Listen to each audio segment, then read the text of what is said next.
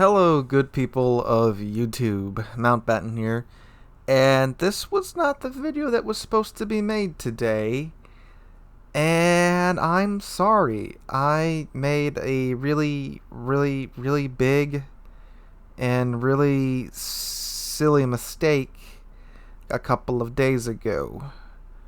So, what happened was I accidentally blew my coupon for Armory resource ships on Palmer instead of Shikishima.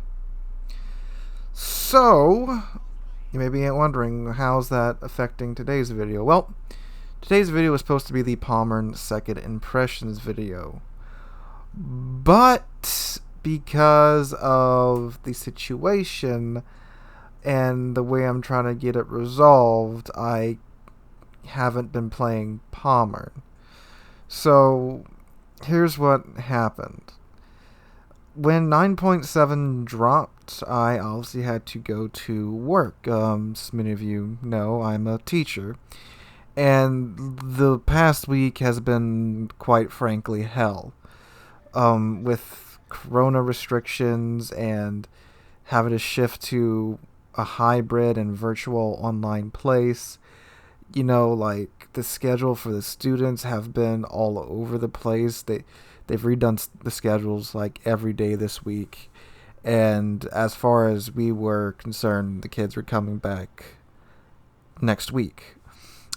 And one thing led to another, and basically everybody in the building was rushing to get ready for the kids to come back next week, which is the normal start date for the school year. But at the last minute, it's been postponed back to after Labor Day. Just about every school district in my state has done that. So we've got a bit of reprieve for that. But in the middle of all that, the update for 9.7 came out. And the Palmer was added to the Armory. And I got back home from work. And keep in mind, I'm back to my old... Well, I was back to my old schedule of I basically have 3 hours to make a video when I get home from work. And then I have to work on school stuff. So I got home. I'm like, great, Palmer's out. I can easily do this. First impressions review, because that only takes about hour and a half to record, and about an hour to edit, and then upload. And obviously, when the video is rendering, I can work on other things as well. So I get home. I get on Warships. I open up the Armory, and I buy Palmer. I didn't realize I had applied the coupon to Palmer. And this is a Wednesday night. So, at the same time, I was only about 400 steel away from Shikishima. And I knew that within like a week of just playing clan battles, we obviously would get that steel. So, I was like, alright, great. I got stuff lined up for this week. Today's video, well, Friday's video was already planned. Obviously, the Palmer and first impressions video was planned, and I'm just like, all right, great. I got to roll Shikishima first impressions review Saturday, and then carry on into next week. I'm sorry, not Shikishima. Palmer and second impressions review Saturday, Shikishima first impression review Monday. Great way to open up the week with that ship. So I got these videos planned. I get Palmer's video cranked out, and Clan Battles comes. We get, I think we won like 5 or 6 games that night. We had a good night, and I'm like, great, like, here we go. I'm gonna go ahead, grab Shikishima, just get it in the port before I go to bed, and boom, that's it. And anyway, so I go ahead, and actually I got it, I checked on it in the middle of clan battles, and when I went to check on it, it'll tell you the price that you need if you have the coupon. So I open up the Armory, go to the Shikishima, I look down. It says 8,000 still required. I'm like, no, I was only 400 away. And like right then, it hit me. I'm like, oh my god, I did a dumb. I'm an idiot. I've been up since 5 o'clock in the morning. Worked a 10-hour day. Was stressed out to the max all day. And when I came home, my mind was so boomed. I didn't realize what I had done until that point. And no, that's no excuse. I really should have realized that, you idiot, you had the coupon applied. But I realized that, I'm like, oh no. Because normally, if you make an accidental purchase or something, it's not that big of a deal to get it refunded and get, whatever you used to get it back to you. But I already played games in the ship, and I made a video on it.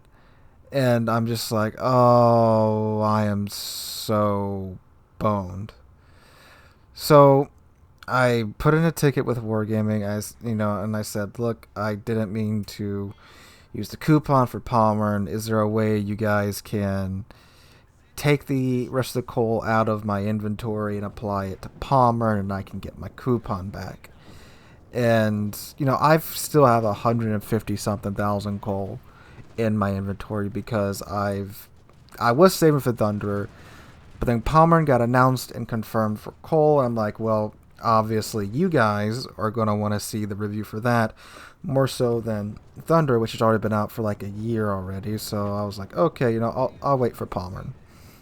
And I did that mistake. I made that big mistake. Now, Wargaming did get back to me within a day, and the customer support said that they couldn't do that because of technical reasons.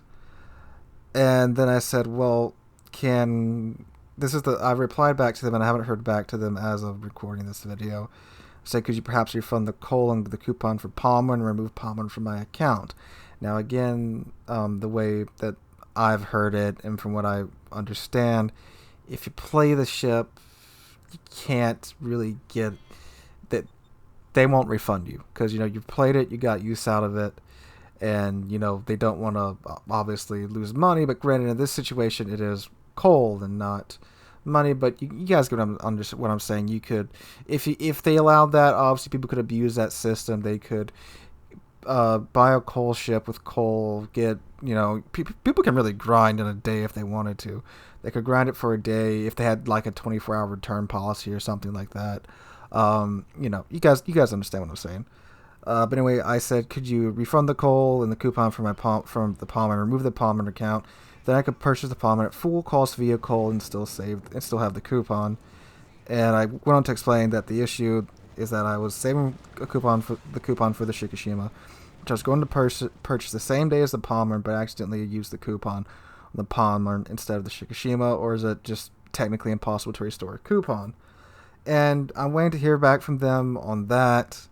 And if that doesn't work, maybe I'll suggest, can you just give me the Shikishima, take the rest of the coal from my account to cover the full cost of the Palmer, and do that. If you can't, take the coupon back, give the coupon back, or just some way to where I can, because I have the resources needed to get the Palmer at full cost and to apply the coupon to the Shikishima. I don't know. I've heard stories that they'll work with you. I've heard stories that they won't. But guys, I made a big oopsie and a big mistake. This is on me, really. I mean, I messed up. And that's why this is the video that you have today and not the Palmer second impression video. Because I didn't want to play Palmer and to put more games on it, because I do only have 3 games on the ship. And Wargaming, if you're watching this, I fully intend to buy that ship with coal, obviously, to finish the review for one, because I do rather quite enjoy it. So if you are listening, Wargaming, I'm not trying to bamboozle you out of a premium or anything. I'm willing to work with you. Just, I goofed up and I would very much like to fix it. But to you guys watching, I am sorry that this happened and that this is today's video. But we're still going to talk about German carriers because, well, we ain't got much else to talk about on such a short notice. So the other half of this video in the title is German carriers are extremely powerful, which they are. They are. I played enough Parzival that I was only about, I think, 100,000 free XP away from the Richthofen, which I did free XP to Richthofen after playing quite a bit of Parzival to get a feel for how the carriers play.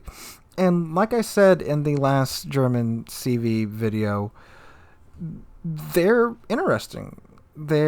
It's new mechanics on top of new mechanics, which is very, very let's say, difficult to learn, especially for someone who doesn't play a lot of CVs. And you CV players can definitely tell that from the gameplay on screen right now, because again, I'm not a great CV player. Although with these German carriers, even the likes of me are managing to get about 80 to 90 to 100,000 damage done each game. The first game I had in Richthofen, I didn't do that hot, because I'm obviously getting used to a new ship and all. But since then, it's been like 80, 90, 100,000 damage games. Now, the ship itself, I was going to say that it doesn't really matter. It's just a floating airport. The planes are wow, especially the rocket planes. The rocket planes are absolutely nutty. I think the clips played already, or the part of the video has passed already, where I actually Citadel a Stalingrad for 14,000 damage and change with rocket planes. Yeah, I'm still getting used to the notion of attacking broadside cruisers and going for their Citadel with rocket planes. It's wow. Like, wow. Even on broadside battleships, if you can hit the upper belt armor or like the bow or the stern, if you get the right angle, you can still get like 10,000 damage. It's absolutely insane how good these rocket planes are. Now, this is also very good news for destroyers who have, for the past year, been the main target of rocket planes. And what's really interesting is something that I've noticed is that even though I'm doing like 80, 90, 100,000 damage games, I'm only coming like middle of the team. And I'm thinking, wow, what did everybody else do? To where, I got like 130,000 damage. This really did happen. I got 130,000 damage one game. Not the game you're watching right here. And I came like middle of the team. And I'm like, good God, these people get like 200 or 300,000 damage games. But what I think is happening is that these German carriers are so good at targeting capital ships that is really what you're going to be going after for most of the game. Now, of course, it could just be that they did perform that much better than me, but it's like a consistent thing. Even when I was playing Enterprise and only doing like 60,000 damage, I was at least coming like upper, like top 5 or something, because at least what I think is going on is that you were obviously attacking things like destroyers with rocket planes before. And the way the reward system of World of Warship works is that it awards you upon the rewards you. I'm sorry, I'm so tired, guys. It rewards you upon the percentage of damage done versus the ship's health. That's why you can have someone who may only have, like 60,000 damage done, but if it was to like 4 destroyers, he's going to be up much higher on the leaderboard than somebody who maybe has done 100,000 damage to like 2 GKs. Because proportionally, he's done more damage because of the amount of hit points that the DDs have. Whereas the guy who farmed the 2 GKs, they both have 100,000 damage, so, 100,000 hit points, so, he just farmed them. You guys get what I'm saying. It's the rewards are based upon the percentage of the health, of the percentage of damage done to the ship's health. So, in the German carriers, when you're going after things like Kurfürst, Montana, Kremlin, Slavas, I'm sure some of you guys will enjoy that part in this video. You're doing good damage. It's just that, you're really just mainly going after these capital ships. At least that's what I've been doing. And that may be why, because again, I'm still having to get used to the notion of going after the broadsides of, heavy cruisers with these rockets, and light cruisers too, of course. So that's what's been happening to me so far. And the secondaries, because I know a lot of you guys are going to want to know about the secondaries, they're not Graf Zeppelin levels. You do see them in action in this game, but they're not Graf Zeppelin levels. He doesn't have the cruiser caliber secondaries in the hull, so you can't charge 3 cruisers and expect to melt them like you could in the Graf Zeppelin. But with the Richthofen and the Parzival, you do have enough, and they are accurate enough to be anti-DD repellent, which is why I build into them, because you really don't have a lot of options to defend yourself against DDs. Now, the torpedo planes, which is the next planes we're going to talk about, They are really good. They're good for consistent damage, but not a lot of damage. And if you are a good enough player, you can hit DDs with them. But if the DD player is a good enough captain, they can, of course, dodge your torpedoes. So that's really your only method of defending yourself against destroyers. Now, the rocket planes, they can finish off a low health DD, but I mean, when these things overpin, they do like almost no damage, like maybe 600 or 700 damage if they all overpin. And yeah, the odd one may pin here or there, and you do a good decent bit of damage, but it's not good enough to rely upon that to defend your ship from a destroyer. And fun fact: the torpedoes that the German planes carry, at least with the Richthofen, it's actually a secret document German weapon this time. It's an experimental fast torpedo that the Kriegsmarine was working on in World War II. Now the last planes, which is of course the heavy hitters, that's going to be the AP dive bombers. These are completely nuts, and I fully expect these to get nerfed because, again, not in this match, but there was a match where wasn't even lined up correctly on a GK. I was actually diagonally over him, and the bomb just managed to fall into the correct position where I got a triple citadel on a GK with these 1,000-pound bombs, which means I did 26,400 damage with these bombers in one run to a GK. I felt horrible. I have never felt so dirty in my entire World of Warships career, except that one time I did farm a GK for like 160,000 damage in Smolensk, but that's besides the point. So yeah, I fully expect the AP bombers to be nerfed and the rocket planes to be nerfed. Now all the planes are fairly maneuverable, but of course that is their trade-off for their low health. So you have that to work with. And again, if you play the Graf Zeppelin, you kind of know what you're in for plane-wise here.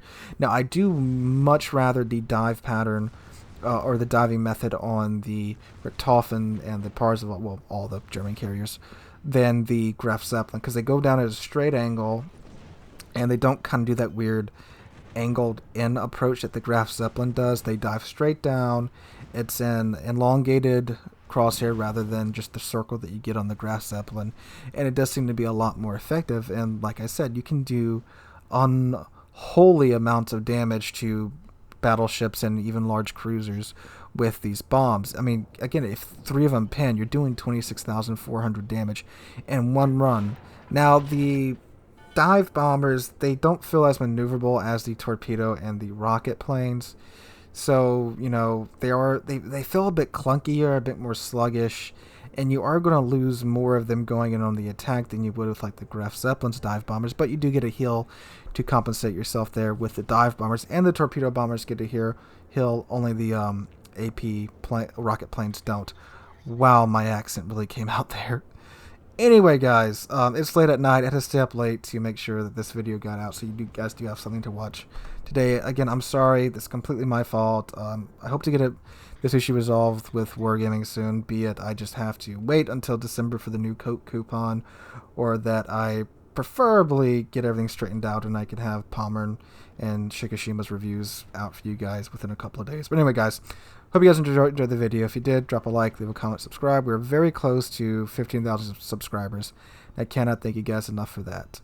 Hope you guys have a wonderful Saturday, and hope to catch you guys in the next one.